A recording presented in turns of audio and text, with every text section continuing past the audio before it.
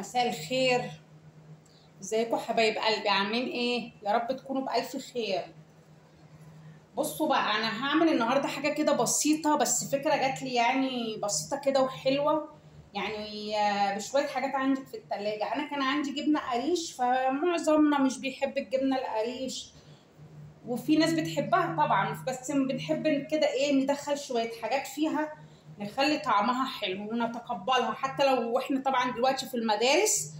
وممكن هندي لاولادنا الصبح مثلا منها سندوتش ياكلوه قبل ما ينزلوا في الفطار الصبح مع كوبايه شاي بلبن. هنعملها بطريقه حلوه بحيث ان هم يتقبلوها.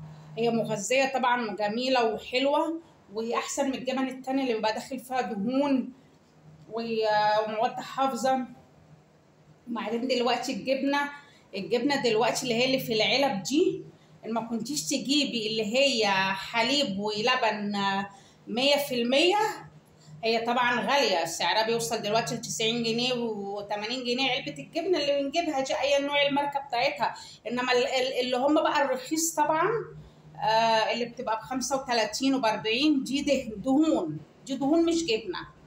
فطبعا دي مضره ومش حلوه، وبناكل حاجه ملهاش يعني الجسم ما بيستنفعش منها، ومش حلوه دهون. انما طبعا علبه الجبنه التانية اللي هي ب 90 وب 80 دي وب 100، هي دي اللي لبن صافي وحلوه يعني طبعا. بس طبعا كلنا ممكن ما نقدرش نجيبها، والحاجه الوقت غليت كلنا زي ما احنا عارفين. احنا هنعمل هنا من شويه جبنه قريش شويه حاجات بسيطه، هوريكم هنعمل ايه ان شاء الله، هنتقبلها كلنا وهتبقى حلوه. انا عن نفسي بعملها وبحطها في التلاجة، بعملها وبحطها في التلاجة، و اللهم صل على النبي، وباخد منها بتبقى حلوه جدا. انا هنشوف بقى هنعمل ايه. اجيب بس معلقه.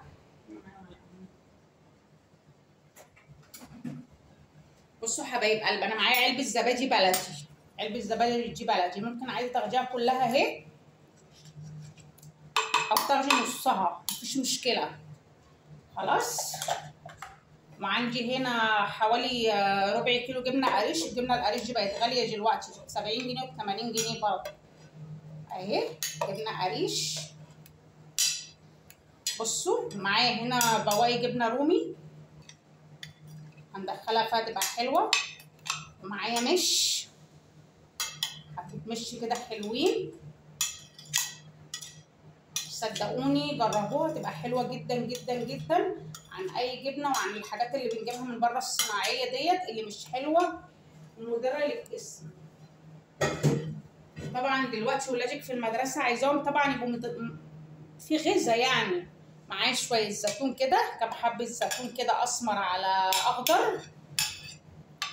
بصوا دي بقى فلفلايه رومي حمراء اهي. انا حطيت لها زيت زيتون ودخلتها الفرن، شويتها شويه زيت زيتون ودخلتها شويتها في الفرن. بصوا عامله ازاي زبده اهي، حته البتنجانيه بقت عامله زي الزبده. انا هنزلها بقى بكل اللي فيها ده لان ده زيت زيتون.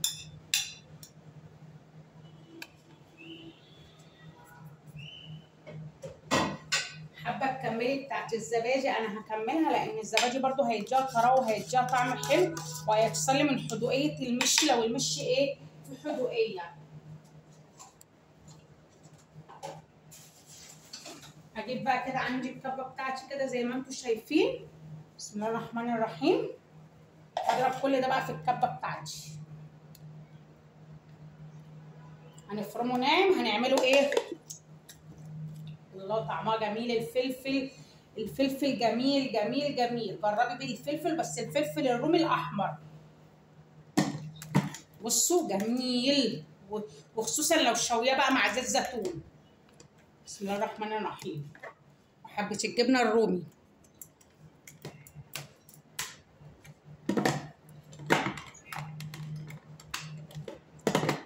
يا بنتي بصوا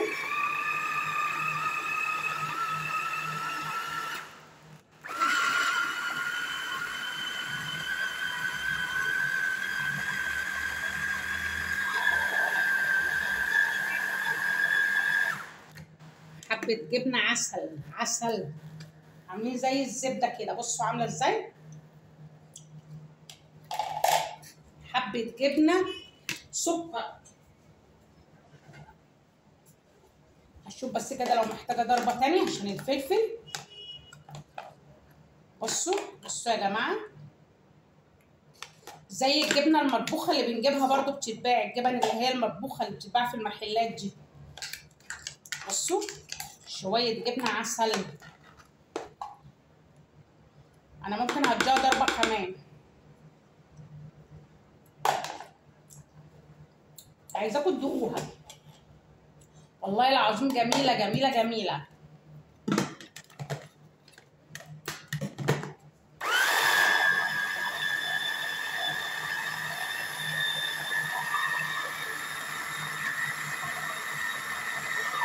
بس لحد كده حلوه قوي قوي كده.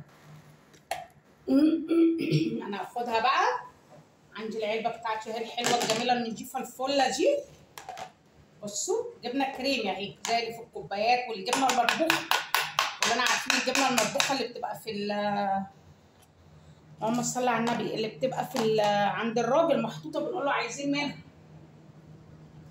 بصوا ما شاء الله، بصوا الكميه عملت لي قد ايه.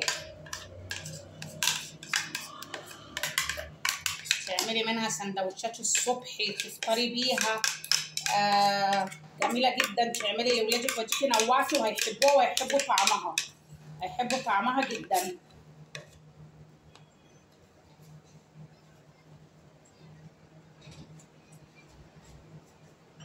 شويه زيت كده على الوش،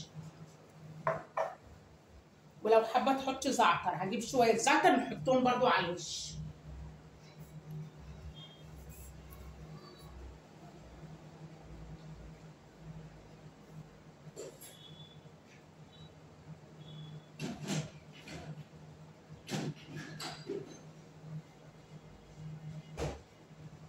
الزعتر اهو جبته نحطه على الوش كده هيديها طعم. طبعا الزعتر بيخليها حلوه اهو. شويه زعتر اهو على الوش،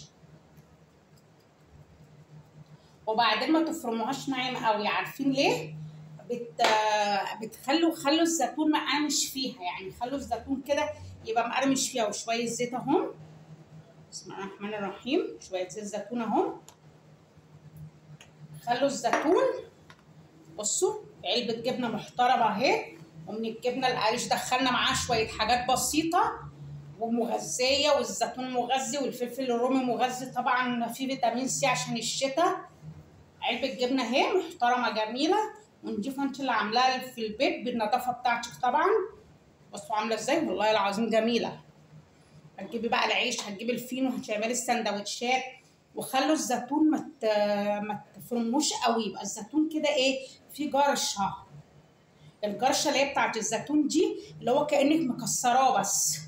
بصوا اهي، مع شويه الزعتر مع شويه زيت الزيتون وعلبه جبنه اهي محترمه وجميله وبالف هنا وشفا. يا رب تعجبكم وتجربوها، وبحاجه بسيطه من عندكم في البيت. اشوفكم بقى في فيديو جديد. باي باي.